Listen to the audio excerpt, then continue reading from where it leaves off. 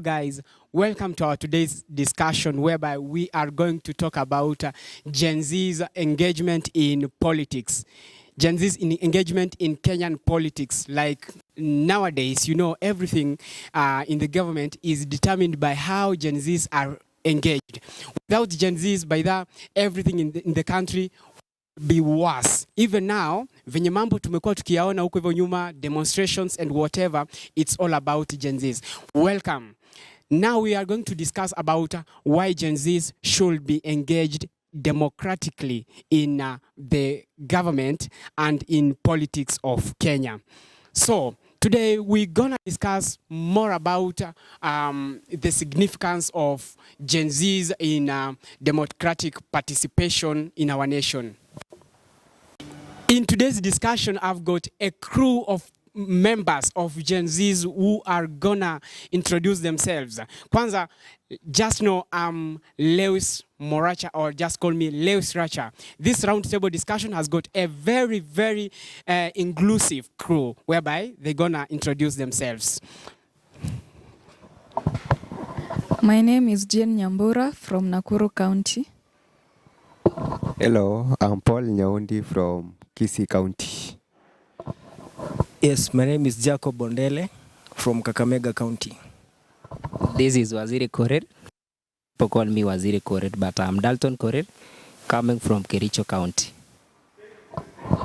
Hello, this is Boaz Kiblangat, coming from Bomet County. Thank you. Now guys, as you know, recently tumekuwa na protests mingi hapa hivi in the country. And you know, most of the people wenye wanakuanga kwa ground, kwa demonstrations, kwa protests ni Gen Zs. Now ndio wanatembea kwa barabara, ndio wanaandamana kabisa kwa streets. And it's a matter of concern whereby we really need Gen Zs to be enlightened about why should they be involved or should they be engaged in the politics.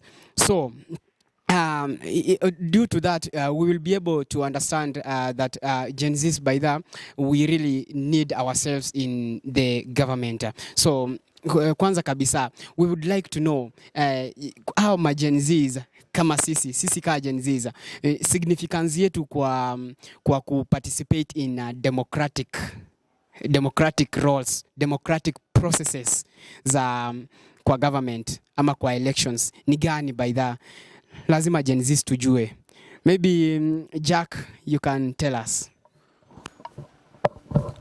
Yes, thank you, Moracha. So talking of demonstrations, yeah, for the past few months we've seen thousands of Gen Zs in the streets demonstrating against the finance bill. Most of them, they were busy claiming that Ruto must go. But all this was alongside massive destruction of property and loss of lives of people, because it was a violent protest. It was not peaceful. It was violent protest, of which if we would have just participated in this protest in a peaceful way, without all this violence, I think we would not have experienced all this loss of lives and destruction of properties that occurred. Because I was in Nairobi by then, and it was very fatal, whereby roads were broken. Everything on the road was just, people lit up fire everywhere, and it was very hectic. But we would have controlled this if we participated peacefully in government. We would have not experienced all this loss of lives and destruction of property if we were just participated peacefully. Even William Ruto wanted to have a discussion with the Gen Z, but we kept on refusing. We just want to protest every day, but that did not take us anywhere. So for me, I can say that the significance of us participating in this democratic process in a peaceful way, it would have saved our lives.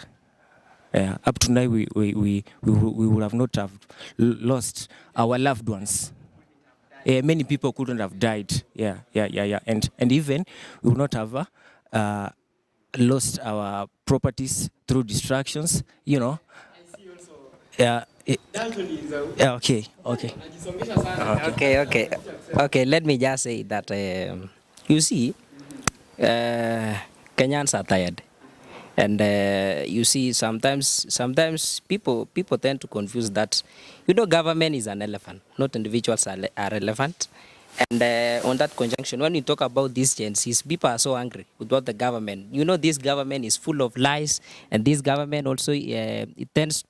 Most of the people who are in government, they're acting with the same government. So it tends that maybe when we talk about the issues of maybe learning, maybe the issues of health, maybe the issues of security, there are many cartels. There exist many cartels in those sectors, and thereby these Gen Zs now, who are us now, we are tired of these shenanigans, and we urge that the government, if the government can chip in, maybe in some ways, so that they can even control this situation which are happening in the country, then we'll move in the right direction. And when we talk about what is our role now when we move into peaceful demonstration, okay, let me just urge Mr. President. I don't have the latitude maybe to advise you, because I believe you have enough advisors in your government. But Mr. President, let me just tell you that you stop antagonizing this government and organize this government, because you are tired of these shenanigans. Unaweza hata tuona saa hii Mr. President, we are free. When you talk about the education sector, our lecturers walienda peaceful strike for the last 4 weeks, but there is no solution. So do you expect us, we go for a peaceful demonstration, tunaenda njia, tunaanza kufanya vituko, because we are seeing our issues are not addressed in a manner which is required. So the role of Gen Z is now, us, is just to oversight your government, because you are seeing you are driving us in the wrong direction, Mr. President. So, Mr. President, kindly do all it takes to make sure that we are moving in the right direction. Yeah, that is what I can have for now.